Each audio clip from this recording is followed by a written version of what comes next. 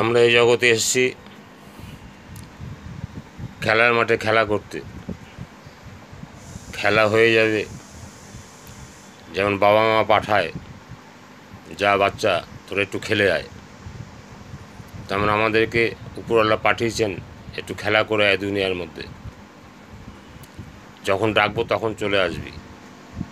বাবা মাকে বলা যায় যে একটু পরে এই অঙ্কটা করে যাচ্ছি, কিন্তু সেই বাবা মা যে আমাদের পাঠিয়েছে তারা যখন ডাকবে এক পলক সময় দেবে না, সঙ্গে সঙ্গে আপনাকে যেতে হবে।